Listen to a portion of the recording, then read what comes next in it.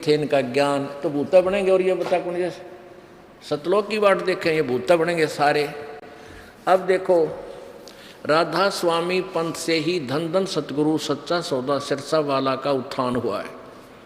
बिलोचिस्तानी शाह मस्ताना जी उर्फ खेमा मल जी, वो श्री सावन सिंह जी के शिष्य थे, जो राधा स्वामी व्यास जयमल सिंह जी, जो शिवदयाल जी के सीधे शिष्य थे जयमल सिंह जी, उनके उत्तराधिकारी थे नेक्स्ट सावन सिंह जी। सावन सिंह जी के शिष्य थे जिन्होंने बिलोचिस्तानी शाह मस्ताना यानी खेमा मल जी, जिन्होंने सच्चा सौदा सिरसा में एक अलग से अपना न्यारा पंथ चला दिया। वही नाम, वही ज्ञान और एक कुएं का पानी, इससे संकेत समझ लेना इन सब का यो ये हाल होगा। अब देखो एक और महाराज जी आपको दिखाते हैं। देखो श्री हंस जी महाराज, अमृत के कलश, ये एक पुस्तक का नाम है। श्री हंस जी महाराज जीवन एवं दर्शन, ये है श्री हंस जी महाराज अमृत के कलश। संपादक है चमन लाल टंडन MA दिल्ली विश्वविद्यालय। ये कहाँ से प्रकाशित है, मुद्रित है? प्रकाशक है मानव उत्थान सेवा समिति, प्रधान कार्यालय 2/12 पंजाबी बाग नई दिल्ली से। कहाँ से प्रकाशित है, मुद्रित है? मुद्रक व photo composing Rajeshwari photo setters private limited 2/12 Punjabi Bagh Nai Delhi. ये यहाँ से प्रकाशित है। अब देखो, अब स्वामी जी ने, स्वामी ये हंस जी महाराज, यहाँ देखिएगा 50 पे, प्रश्न नंबर 50 पे,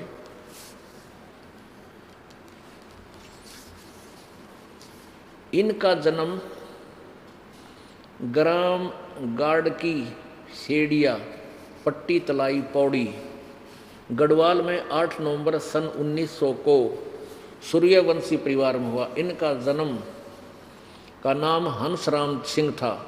इनके पिता का नाम श्री रणजीत सिंह रावत था MM।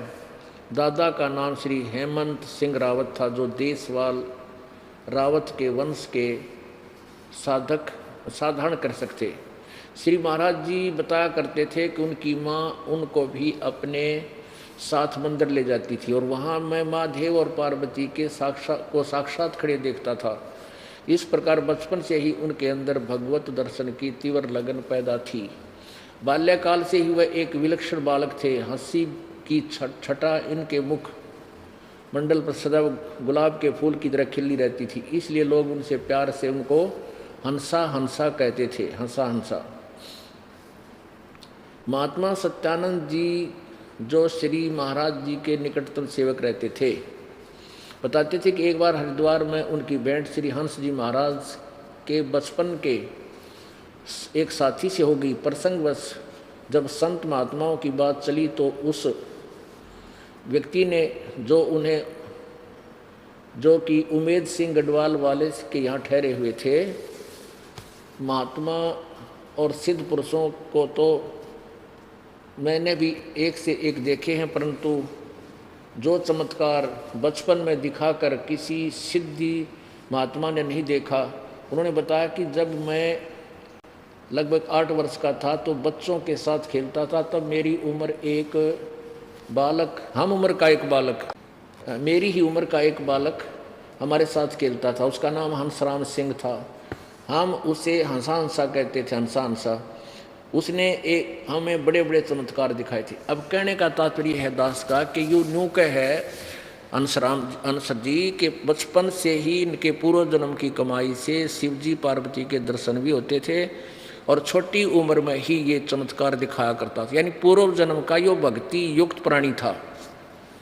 पिछली बैटरी चार्ज थी और आगे चार्जर ठीक लगा नहीं, आगे नाम ठीक मिला नहीं, संत पूरा मिला नहीं, बैटरी डिस्चार्ज होगी, इसकी के दुर्गति हुई।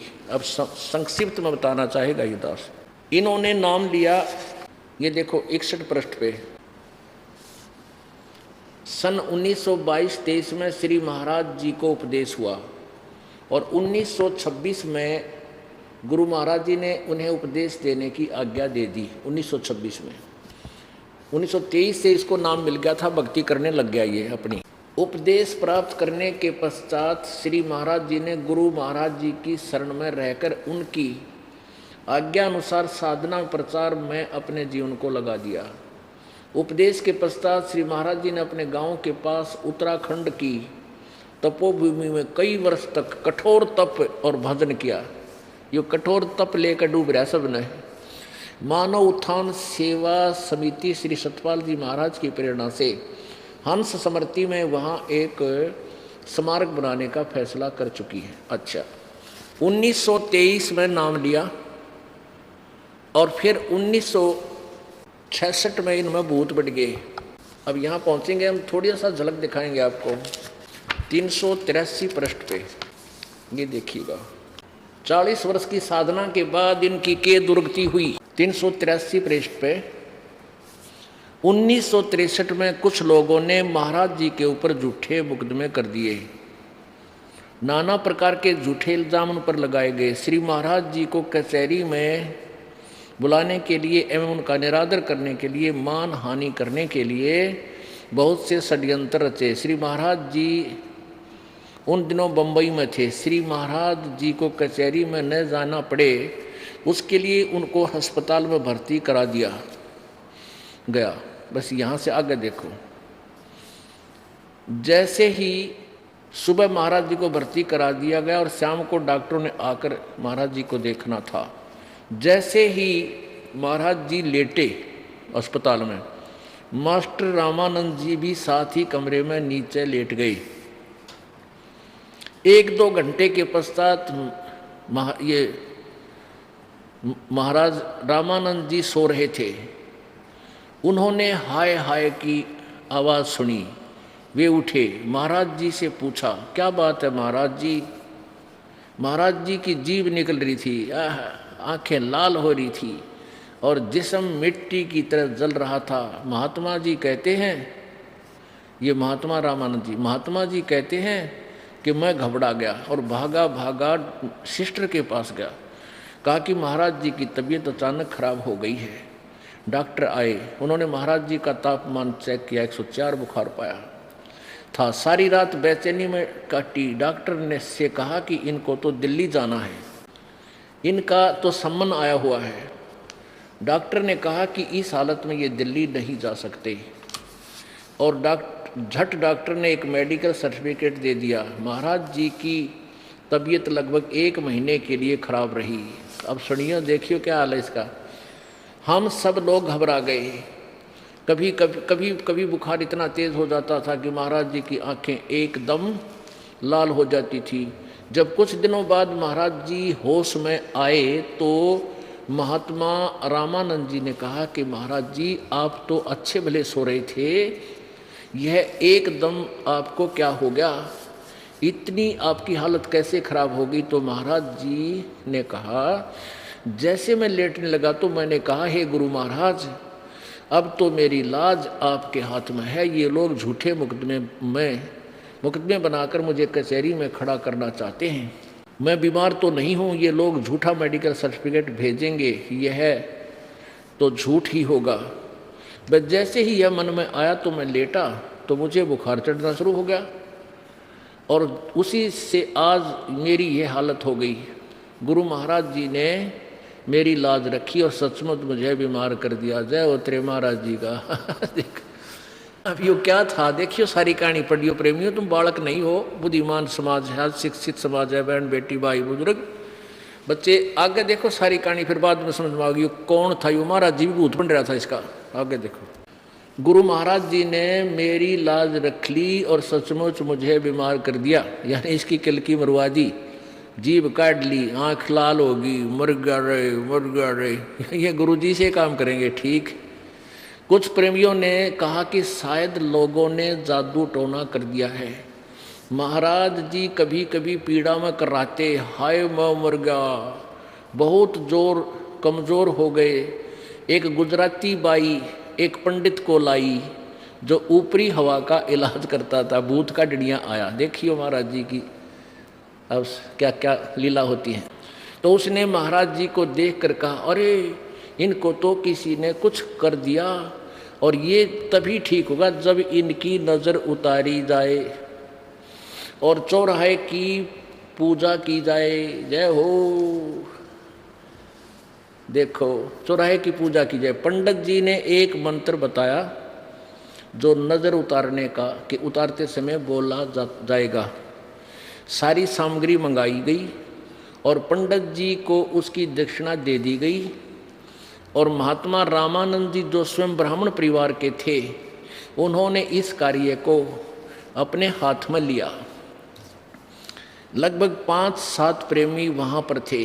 रात के 12 बजे उस सामग्री को एक कलश में रखकर चौराहे में रखना था। रामानंद जी ने नज़र उतारने के बाद कहा कि कौन मेरे साथ चलेगा। सभी भयभीत हो रहे थे। अंत में उन्होंने डांट कर कहा कि अरे डरते क्यों हो, मैं भी तो चल रहा हूँ, क्या भूत हमें खा लेगा? अंत में उन्होंने एक दूसरे महात्मा को तैयार किया। दूसरे और तो डर गए सारे भूतां से, सारे चेले। घन घोर वर्षा हो रही थी, तेज हवा चल रही थी। जैसे ही महात्मा जी उस भूत ने लेकर चले, यानी जैसे ही महात्मा जी कमरे से बाहर निकले और रामानंद जी नजर उतार के, तो तेज आंधी से दरवाजे ने इतनी आवाज की और हवा के अंदर जाने से महाराज कौन, यो हंसराज जी जोर से चिल्लाए। तो रामानंद जी भी कांप उठे, भयभीत हो उठे और मन में ये ख्याल आया कि फिर वापस कमरे में चले। लेकिन फिर धैर्य बांध कर नाम का सुमरण करते, नाम का सुमरण तरह गुरु जी महाराज में भूत बढ़ गया। नाम का सुमरण करते हुए उस चौराहे की तरफ उस कलश को उठाकर चल रहे थे और दूसरे महात्मा छाता लिए हुए चल रहे थे। चौराहे में रखकर जैसे ही पंडित जी ने बताया तो पीछे मुड़ आए। अब आलिया और इनका भक्ति का, अब सन 1923 में नाम लिया। 1963 में इस स्वयं साधक में भूतान ला गए गुरु जी में। अब इनका गुरु जी भी भूत बन रहा था। जो ही इसने याद किया, है महाराज मेरी लज्जा रखो, भूत इसमें आ बढ़िया, इसकी एक भी न दे ही तोड़ी। और फिर वह एक बाई नाग इसकी चेली ने भूत कटो बताया, ब्राह्मण लाई बुला के उन्हें नजर तारी। जब यो महाराज जी का यो सांग ठीक होया, निरंजन धन तेरा दरबार, निरंजन धन तेरा दरबार, जहाँ पर तनिक न न्याय विचार, जहाँ पर तनिक न न्याय विचार, वैसा उड़े मुल मुल खासा गल मोतियों के आर, वैसा उड़े मुल मुल खासा गल मोतियों के हार, पतिभरता को मिले न खाद्य सूखा निरस आहार, निरंजन धन तेरा दरबार, निरंजन धन तेरा दरबार, जहाँ पर तनिक न न्याय विचार। भाई पाखंडी की पूजा जग में संत को कहें लबाड़े, पाखंडी की पूजा जग में संत को कहें लबाड़, अज्ञानी को परम विवेकी, ज्ञानी को मूड गंवार, निरंजन धन तेरा दरबार, निरंजन धन तेरा दरबार, जहाँ पर तनिक न न्याय विचार। कह कबीर सुनो भाई साधो, यहाँ सब उल्टा व्यवहार, कह कबीर सुनो भाई साधो, सब उल्टा व्यवहार। सच्चों को तो ये झूठा बतावें, इन झूठों का एतबार, निरंजन धन तेरा दरबार, निरंजन धन तेरा दरबार। इनका जो हंस जी का बड़ा लड़का तो सतपाल जी महाराज, पंजाबी बाग दिल्ली में बहुत बड़ा आश्रम बना रखा है। और छोटा लड़का है प्रेम रावत उर्फ बाल योगेश्वर,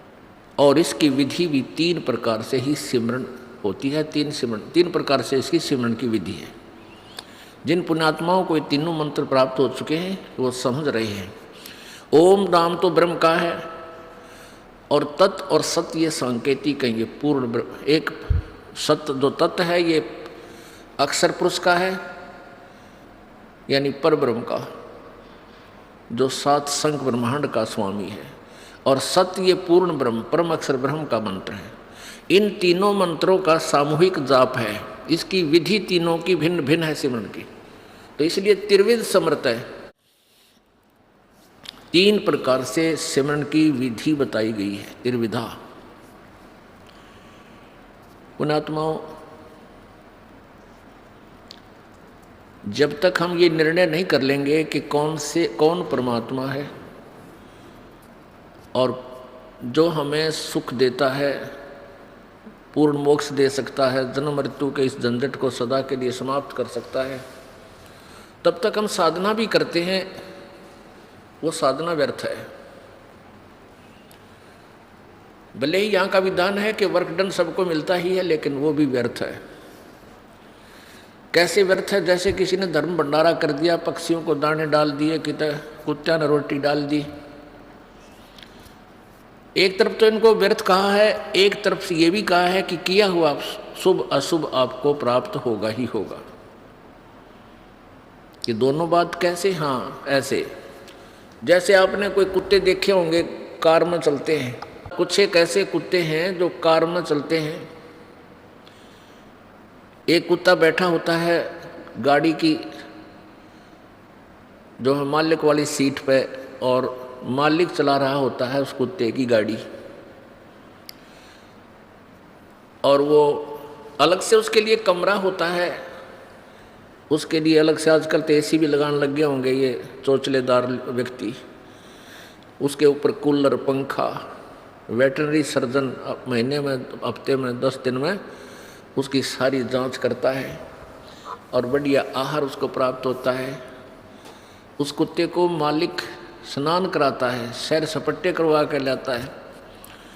अब उसको ऐसी सुविधाएं हैं उस कुत्ते को, शायद जनसाधारण को भी नहीं हो सकती, मनुष्य को। अब ऐसा क्यों है? क्योंकि उस प्राणी ने जब वो मानव शरीर में था उसने मनमाना आचरण किया, मनमानी पूजाएं की, शास्त्र अनुसार साधना नहीं की, पूर्ण संत की खोज नहीं की,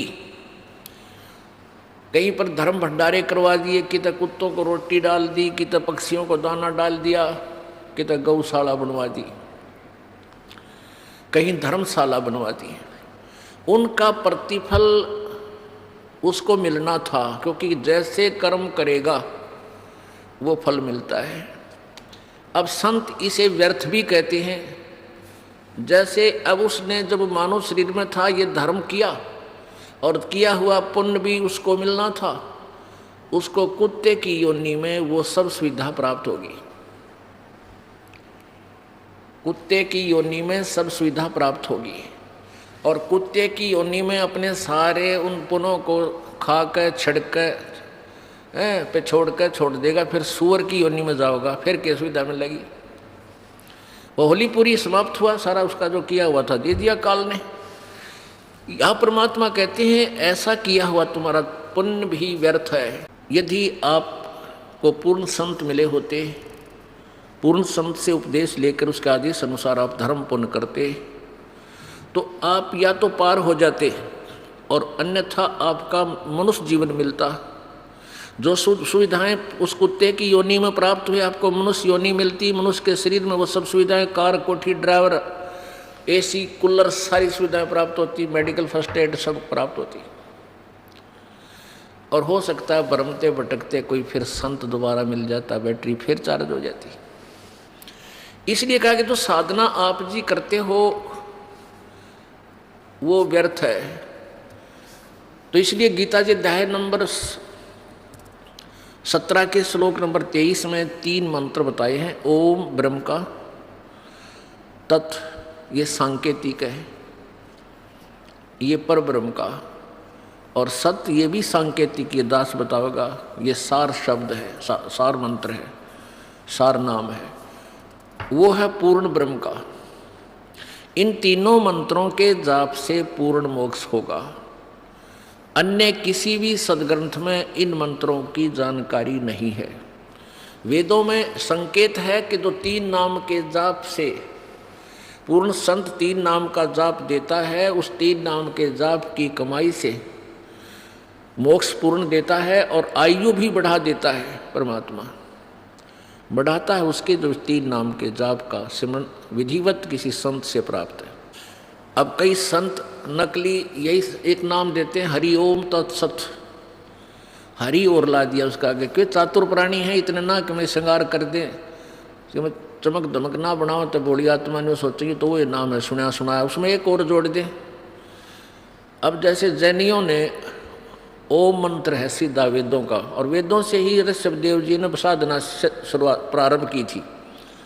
आगे चल के एक तीर्थ करने उस ओम को अणोम अणोम अणोम करना शुरू कर दिया, उससे की महिमा होगी कि यो मंत्र और बड़ी अणोम। अरे वो ओम में कह देना सीधा वो मेरे ख्याल में वो कारण गुणगुणा होगा तो वो प्रसिद्ध हो गया। तो ऐसे इस ओम तत्सत का आगे हरि और ला लिया, हरि ओम तत्सत, इसका जाप शुरू कर दिया। कितने शरण पैर अपने आत्माओं जैसे काजू है और बादाम है, जैसे बादाम है अखरोट है, इनका ऊपर छिलका अलग है, और कोई सजा छिलका खान लगे दांत और तोड़वा ले ना वो टेस्ट आवे, इनके अंदर है गिरी खान की। तो ऐसे ही ये तत्व, इसके अंदर एक सांकेतिक शब्द है जो दास आपको देगा। ऐसे ही सत्य ये अलग से एक और इस कवर के अंदर यानी छुपा हुआ गुप्त मंत्र है, वो ये दास आपको देगा जिससे आपका पूर्ण मोक्ष होगा। तो सबसे पहले हमने परमात्मा पहचानना है, भाई भगवान कौन है। अब जैसे अधिकारी हैं ये सभी साहब कहलाते हैं। प्रभु की परिभाषा हम ऐसे समझ सकते हैं जैसे एक विभाग में तहसीलदार साहब कहलाता है, एसडीएम साहब कहलाता है, डिप्टी कमिश्नर साहब कहलाता है, कमिश्नर भी साहब कहलाता है, मुख्यमंत्री भी साहब कहलाता है, मुख्यमंत्री भी साहब कहलाता है, प्रधानमंत्री भी साहब कहा जाता है, और राष्ट्रपति जी को भी साहब कहा जाता है। तो ये सभी साहब से संबोधित हैं, सभी साहब हैं, लेकिन इनकी शक्ति में दिन रात का अंतर है। आप जी का जो कार्य है, आप उसी साहब के पास जाओगे जब आपको ज्ञान हो जाएगा कि मेरा कार्य इस साहब से होना है, तो आप सीधे एप्लीकेशन उसी के दर पर दोगे। आज से 50-60 वर्ष पहले, 50 वर्ष पहले जब ये दास छोटा सा था, तो उस समय इतनी जो है अज्ञानता भरी हुई थी हमारे समाज में, हमारे बुजुर्गों में। यदि कोई अधिकारी आ जाता टोपी पहन के, टोप पहन के, तो न्यू क्या करते, साहब आ रहा है। कोई कौन सा साहब आ रहा है, नहर महकमे का साहब आ रहा है। तो दो ये संबंधित थे विशेषकर, एक रेवेन्यू वाले और एक इरीगेशन वाले। उन्होंने करते साहब आ रहा है, उनको ये नहीं मालूम था ये किस तिथि का, किस कैटेगरी का साहब है, जैसे एसडीओ साहब है या एक्शन साहब है या एससी साहब है या चीफ साहब है। तो इन्हों क्या करते, साहब आ रहा है। तो पुण्यात्माओं, आज पूरा मानव समाज केवल उन महापुरुषों को छोड़कर जिनको परमात्मा का साक्षात्कार हुआ और परमेश्वर से उस तत्व ज्ञान की प्राप्ति हुई, पूरा समाज उस स्थिति में है जैसे आज से 60 वर्ष पहले भारतवर्ष अनएजुकेटेड होने के कारण मानव समाज जैसा था। आज भक्ति मार्ग में ऐसा है, सभी राम राम कहते हैं। परमात्मा करेगा भाई राम करेगा, अल्लाह करेगा, रब करेगा, हे भगवान, हे रब, हे अल्लाह, मुझे ऐसा लाभ देना। पर कौन से साहब के सामने एप्लीकेशन रख रहे हैं, ये नहीं विरक्षी। अपने आत्माओं, इस तत्व ज्ञान से अब जैसे पहले, अब क्या स्थिति है भारतवर्ष के नागरिक की, उसको प्रत्येक अधिकारी की अक्षमता का पता लग गया। भाई तहसीलदार का इतना ब्योंस है, एसडीएम की ये पावर है, डीसी की इतनी पावर है, कमिश्नर की इतनी पावर है, मंत्री की इतनी पावर है, मुख्यमंत्री की इतनी शक्ति है, प्रधानमंत्री की इतनी पावर है। अब हम सबसे परिचित हैं, लेकिन कोई भी साहब अनादरणीय और हेय नहीं है, लेकिन अपनी अपनी स्थिति में वो साहब हैं, लेकिन वो कंप्लीट नहीं है। कंप्लीट साहब, कंप्लीट तो ये प्रधानमंत्री और फिर राष्ट्रपति जी हैं। तो इस तत्व ज्ञान से आपको इन सभी प्रभुओं के बारे में ऐसी जानकारी हो जाएगी जैसे आज आप एजुकेटेड होने से सभी अधिकारियों और कर्मचारियों की स्थिति से परिचित हो चुके हो। तो ये कोई बुरा नहीं है। क्लर्क से लेकर प्रधानमंत्री तक, पीएन से लेकर प्रधानमंत्री तक कि हमें केवल ये जानकारी होगी है कि ये कितनी पावर का है, लेकिन है कोई नहीं होता। ऐसे ही हम आपको दास ये सभी ऐसा ज्ञान देगा, तत्व ज्ञान दे रहा है कि आपको सभी भगवानों की, ब्रह्मा विष्णु महेश देव, ब्रह्म परब्रह्म पूर्ण ब्रह्म की सबकी जानकारी हो जाएगी, कौन कितनी पावर रखता है। फिर आपने देखना है कौन से साहब क्या आगे एप्लीकेशन रखनी है, आपने किससे मित्रता करनी है, बस इतनी सी बात है। गीता जी अध्याय नंबर 2 के श्लोक नंबर 46 में 46 में कहा कि अर्जुन, एक बहुत बड़े जलाशय की प्राप्ति के उपरांत, बहुत बड़े जलाशय यानी सरोवर, बहुत बड़ी झील की प्राप्ति के उपरांत और छोटे जलाशय यानी छोटे जोहड़ में, तालाब में, टैंक में जैसी आस्था प्राणी की रह जाती है, ऐसे ही तत्व ज्ञान से आपको जो पूर्ण परमात्मा की महिमा का परिचय हो जाएगा, उसके बाद अन्य भगवानों में तेरी आस्था ऐसी रह जाएगी। अब कितना स्पष्ट एग्जाम्पल है, उदाहरण है, कितना स्पष्ट। अब जैसे पहले क्या करते थे कि तालाबों पर ही आश्रित रहता था मानव समाज, उसी से सिंचाई करता था, पशुपालन करता था, तो पानी पशुओं को उसी तालाब से पिलाता था, स्वयं भी उसी जोहड़ से पानी पीकर अपना जीवन रक्षा करता था। तो वो जो छोटे तालाब होते थे वो प्रति वर्ष वर्षा होती थी, वर्षा से भर जाते थे, और उसके ऊपर शेष समय जब रेनी सीजन नहीं होता, उस पर आश्रित व्यक्ति उसी से जलपान करते थे, और 1 वर्ष वर्षा ना हो तो वो तालाब समाप्त हो जाता था, उसमें जल नहीं रहता, वो सूख जाता था, और उस पर आश्रित प्राणी भी प्यासे भूखे मर जाते थे, खत्म हो जाते थे, नष्ट हो जाते थे।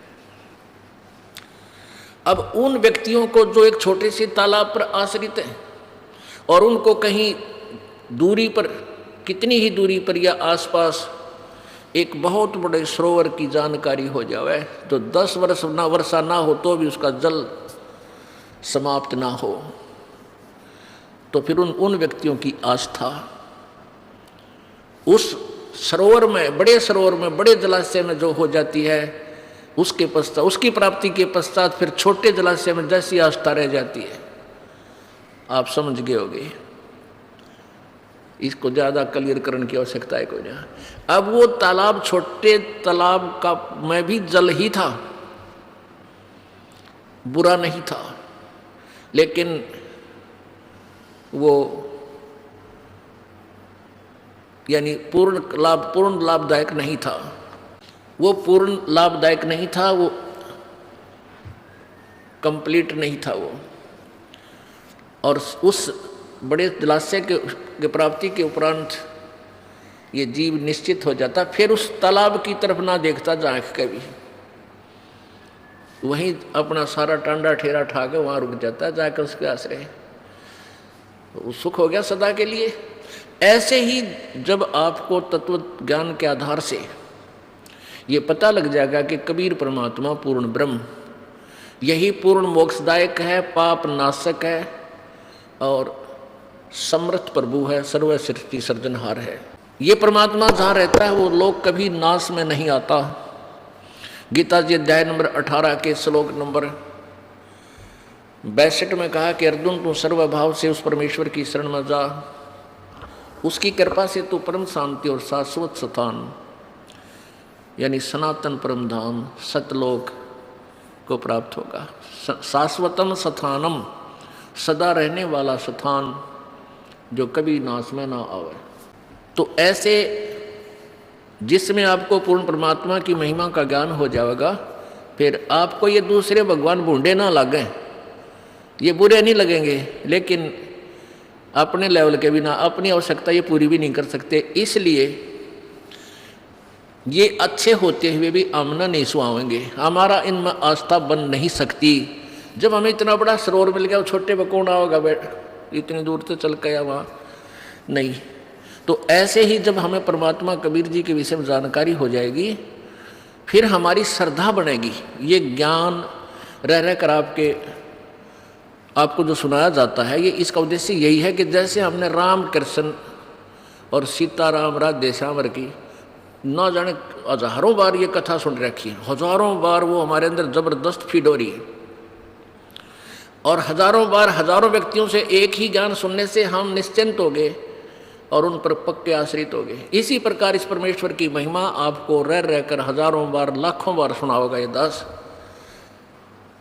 तब आपके हृदय में इस परमात्मा की आस्था समा जाएगी, घर कर जाएगी। फिर आपको दूसरे भगवान बुरे नहीं लगेंगे, लेकिन श्रद्धा नहीं रहेगी।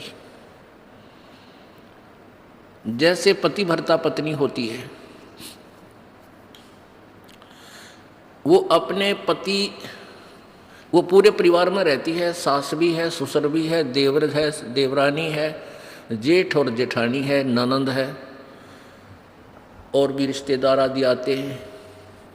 वो सबका यथोचित आदर सत्कार भी करती है और सबसे प्यार से बोलती है, उनके साथ मिलकर रहती है, लेकिन उसका जो अपनापन अपने पति में है वो किसी में नहीं हो सकता, उस परिवार में नहीं हो सकता। जब तक वो जॉइंट फैमिली है, उसमें बिल्कुल आराम से रह रहे हैं, कोई भेद नज़र नहीं आता। और जिस समय वो अलग अलग होंगे, उस दिन पता लग जाएगा, वहाँ ना छोड़ा अपने से की चम्मच भी जब बैठागा अपने का नहीं धर लेगी, या हमारी है। यानी अपने पति के साथ जाकर बैठ जाएगी, दूसरे का ना देखते जेठ होते जेठानी, कितनी प्यारी बोल रहे थे, कितना अच्छा उनका मिलन था, लेकिन उस समय वह कोई जो है ना कसर नहीं छोड़ेगी, यानी एकदम बदल जाएगी। ऐसे ही हमारा स्वभाव हमारा जो लगाव फिर अपने पति में, अपने मालिक में, कबीर जी में ऐसा हो जाएगा। जब हम यहाँ से, अब हम ज्वाइंट फैमिली है, ब्रह्मा विष्णु महेश हमारे यहाँ के कंट्रोलर हैं, हम इनके साथ बिल्कुल रल मिलकर रहेंगे, इनसे हमारा कोई द्वेष नहीं, और ये हमारे साथी हैं। जब हम यहाँ से चलेंगे अपने पति के साथ, फिर इनसे हमारा कोई लगाव नहीं, ये अपना राज्य, हम अपना राज्य। तो ऐसे ही ये बुरे नहीं, अपने नहीं, समझ जाना, ये एग्जाम्पल है। अब परमात्मा को पहचानना है, वो कौन है और कैसा है, कहाँ रहता है। ऋग्वेद मंडल नंबर 9 के सूक्त नंबर ऋग्वेद मंडल नंबर 9 के सूक्त नंबर 82 में और 86 में, 86 के मंत्र नंबर 26-27 में स्पष्ट किया है कि वो परमात्मा कबीर है, उसका नाम कबीर, हम उसको कबीर कह देते हैं। वो सतलोक से अपने निज धाम से चलकर आता है और वरिष्ठ अपने श्रेष्ठ भक्तों को मिलता है। उन अपने भक्तों के जो परमात्मा की साधना करते हैं, उन उपासकों के मार्गों को सरल करता है, उनके पापों को मर्दन करता है, नष्ट करता है, और फिर अपने तत्व ज्ञान का वो प्रचार करता है। पुण्यात्माओं, हमने परमात्मा की महिमा बहुत सी सुनी, और वो तन्नक तन्नक करके डफली बजाने वाला तभी मीठी मीठी सुरीली आवाज़ में भी सुन ली। अब जब अच्छी लगेंगी जब हम पूर्ण परमात्मा से परिचित हो जाएंगे। सबसे पहले हमने परमात्मा को पहचानना है, और ये समझाना कि परमात्मा के बिना, परमात्मा की भक्ति करो ये तो थोड़ी सी देर की बात है, 5-4 बातें समझ में आ जाएगी कि परमात्मा की भक्ति क्यों आवश्यक है और ना करने से क्या हानि है, उसके करने से क्या लाभ है। ये तो 10-20 मिनट का, आज 1 घंटे का सत्संग से बहुत आसानी से आप समझ सकते हो। लेकिन फिर करना क्या है, हमारा दिल वहाँ रुके जा करके सचमुच के ये भगवान है, ये ऐसी ही क्रिया करता है। प्रसंग था कि वेद हमारा भेद है, मैं ना वेदन के माही, और जौन वेद से मैं मिलूं यो वेद जानते नहीं। अब वेद कबीर परमेश्वर जी का ही भेद दे रहे हैं। अब देखना, ऋग्वेद मंडल नंबर 9 और सूक्त नंबर 86 का, ये देखो ऋग्वेद 9 और 10 मंडल है, महर्षि दानव सरस्वती। प्रकाशक है सार्वदेशिक आर्य प्रतिनिधि सभा, महर्षि दानव भवन, रामलीला मैदान, नई दिल्ली।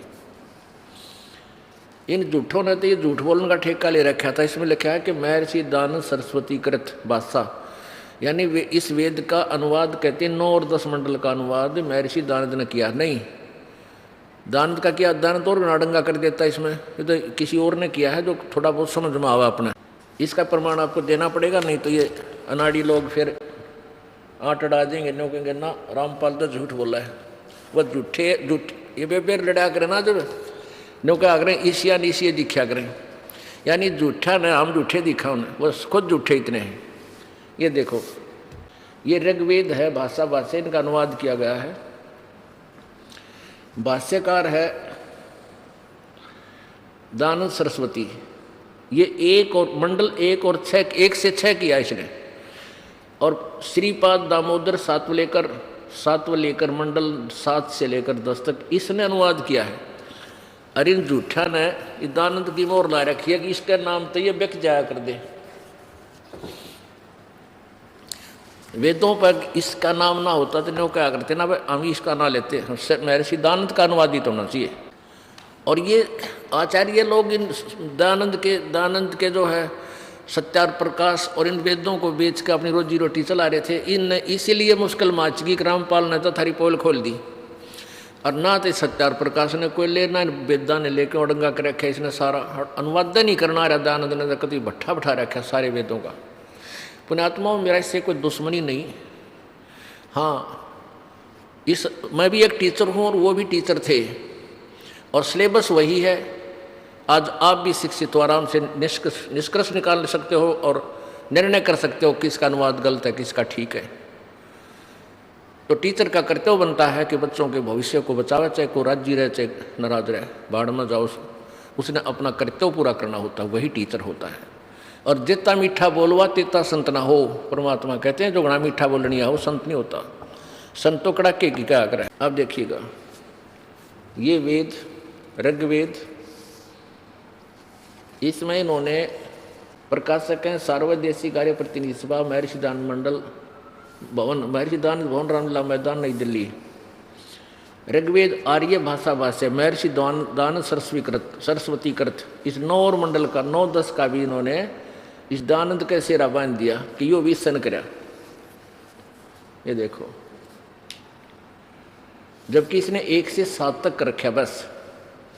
मुद्रा के Prince offset printers, 1510 Pataudi house, Daryaganj, नई दिल्ली। अब आइए ऋग्वेद मंडल नंबर 9 का और सूक्त नंबर 86 और मंत्र नंबर 26-27 को हम पहले देखेंगे। ये देखिएगा, अब देखिएगा ऋग्वेद मंडल नंबर 9 सूक्त नंबर 86 का मंत्र 26। ये क्या स्पष्ट करता है कि यज्ञ करने वाले यजमानों के लिए, यजमान माने भक्तों के लिए परमात्मा सब रस्तों को सुगम करता हुआ, उनके विघ्नों को मर्दन करता हुआ, नष्ट करता हुआ, उनके संकटों को नष्ट करता हुआ और उनको पवित्र करता हुआ और अपने रूप को सरल करता हुआ, तेज पुंज अन्य दे धरकर इस विध हमको भेंटी, अपने रूप को सरल करता हुआ, यानी क्योंकि परमात्मा का बहुत तेजों में शरीर है, उसको हल्का तेज पुंज का बनाकर आता है। वह कांतिमान परमात्मा, इन्होंने इसका अर्थ कर दिया, कवि बनाकर सर्वज्ञ लिख दिया। प्रथम तक कोई कवि सर्वज्ञ होता ही नहीं। ये देखो इसका है कबीर अति, हम इसको कहते हैं कबीर अतो, कबीर। इन्होंने इसका यहाँ लिख दें वो परमात्मा कबीर है, बस कबीर, हम इसको कबीर देव है, कबीर देव लिख दें, कबीर साहब लिख दें। कबीर को इन्होंने कवि का अर्थ कर दिया, यूँ तो किसी का अर्थ कर दो, सबके नाम का अर्थ हो जाएगा। राम भज है, उसका कह दे राम को भजो, और उसका नाम लिखे नहीं, राम भज से मिलने जाना है, उसने कहा वो है नहीं, उसका तो राम भजो ये अर्थ कर दे। तो ऐसे ही ये कबीर है, हम इसको कबीर कहने लग गए अपनी लोकल लैंग्वेज में, है ये कबीर देव, कबीर देव। अब कबीर देव, कबीर साहब हम वैसे इसलिए कहने लगे कि वो कवि रूप में यहाँ प्रकट होता है, लोग उसे पहचानते नहीं, वेद भी इसलिए उसको कवि ही, कबीर शब्द से ही, कबीर से, कवि के कारण ही प्रसिद्ध है। वो परमात्मा कबीर है। ये देखो सर्वज्ञ है, विद्युत के समान, बिजली की तरह क्रीड़ा करता हुआ, यानी बहुत शीघ्र गति से चलकर वर्णीय पुरुषों को प्राप्त होता है। वर्णीय यानी श्रेष्ठ, वारम यानी श्रेष्ठ, वरिष्ठ, वर्णीय पुरुषों को प्राप्त होता है। वेद हमारा वेद है, मैं ना वेदन के माही, जौन वेद से मैं मिलूं वो वेद जानते नाही। अब वेद भेद तो परमेश्वर कबीर जी का दे रहे हैं कि वो क्या लीला करता है, वो परमात्मा कैसी लीलाएं करता है। वो अपने लोक से चल कर आता है, वो तीसरे धाम में रहता है, ऊपर सतलोक में, वहाँ से चलकर आता है, गति करता है बिजली जैसी गति से, यानी सेकंडों में वहाँ पहुँच जाता है अपने भगत के पास। और परमात्मा अपने सूक्ष्म वेद में बोलते हैं, अपनी अमरवाणी में, कबीर वाणी में, पहुँचूंगा क्षण एक में जन अपने के हेत, हरना कुछ उधर विदारिया, और रावण मारा खेत, खेत मीने रण क्षेत्र, पहुँचूंगा क्षण एक में, क्षण एक में, क्षण में। और यही वेद कह रहे हैं, वो बिजली जैसी गति से क्रीड़ा करता हुआ, ने इतनी स्पीड तो चलता हुआ अपने श्रेष्ठ भक्तों को आकर प्राप्त होता है। आगे देखिए, हे बंदीक्षण, हमने वेद सुने थे और देखे नहीं थे वेद किसे थे, क्योंकि हमने इन नकली संतों, ऋषियों, गुरुओं की अनुभव की जो पुस्तक थी वह फाइनल मान ली, और फिर हम कहाँ आगे नीचे आ लिए थे। जय गणेश देवा, माता थारी पार्वती, पिता महादेवा, उड़ा घंटी बजाए जाते हैं। फिर और नीचे आते संतोषी माता के वर्ता पा खड़े हुए। एक बार एक बहन अपनी बहन को लाई नाम दिवान खातिर समझा बजा के, तो वहाँ हमने फिर बताया बेटी ये व्रत नहीं रखने, ने बोले जी ना मत संतोषी माता का व्रत कदे भी ना छोड़ूँ। मैं क्यों, ना मैं करूँगी। और वो उसको समस्या क्या थी कि उसका पति शराब पी कर आवा रोज गड़े और घर से बाहर खड़ी कर दे, 2 घंटे का था, डेली का ड्रामा था उसका। और वो उसकी बहन ने बता दिया था इस दास को कि जी इसका पति बहुत दुखी करे, इसने कहीं और पंथ से नाम भी ले रही है, पूजा सारी है करे है। जब मैंने कहा बावली बेटी ने बता संतोषी माता की कथा तनबेरा को क्या है, अक पता है, मामा बताऊंगा, तने नहीं बतानी आओगी। उसकी ये कथा है कि एक बहन का पति दूर देश चला गया और वो वापस नहीं आया कई वर्षों तक। तो उसको कहते संतोषी माता दिखाई दी, उसने कहा कि तू मेरे 16 व्रत रख दे, 16 शुक्रवार के, तेरा पति तेरे घर आ जाएगा वापस। तो उसने 16 शुक्रवार के व्रत रख लिए। 16वें शुक्रवार के व्रत को उसका पति उसके घर आ गया और खुशी का ठिकाना नहीं रहा। मैं बोला हे बूढ़ी बेटी, तेरा पति तो रोज गड़ा व्रत ना रोज गड़ा, फिर तो शुक्रवार के व्रत रखे, तो तीसरे राख को 1 महीना ना आवे, वो ढूंढ को व्रत में सारा लगता होता है, पिटाई तो ना होती। तो ऐसी साधना नो बेरन तो कर क्या रहे हो, देखा देखी लाग रहे। अब देखो इसमें वेद परमात्मा की महिमा की जानकारी देते हैं, वो कैसी लीला करता है। और ये लीला कबीर साहब के अतिरिक्त कोई बता दो किसी ने आज तक की होता है, किसी भी संत या पंथ या महंत ने इसका जानकारी होता है, या कोई भगवान हो तुम्हारा जिसने ऐसी लीला की जो वेद बताते हैं। और वेदों को हम श्रेष्ठ और सत्य ज्ञान युक्त भी मानते हैं। तो वो सत्य ज्ञान हमें क्या बता रहा है कि वो परमात्मा कबीर जी अपने भक्त जो उसकी भक्ति करते हैं उनके सब रास्तों को सुगम करता है, उनके विघ्नों को, संकटों को खत्म करता है और बिजली जैसी गति से चलकर अपने रूप को हल्का करके अन्य तेज पुंज तन दे धर कर इस विध हमको भेंट ही, ये सूक्ष्म वेद में भी लिखा है।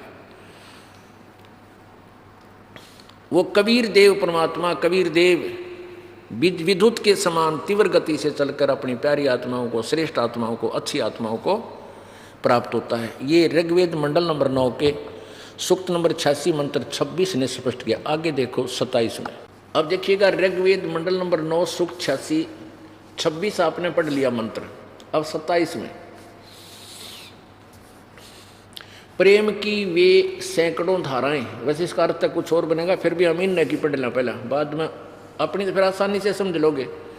जो नाना रूपों में स्थिति को लाभ कर रही हैं वे परमात्मा को प्राप्त होती हैं।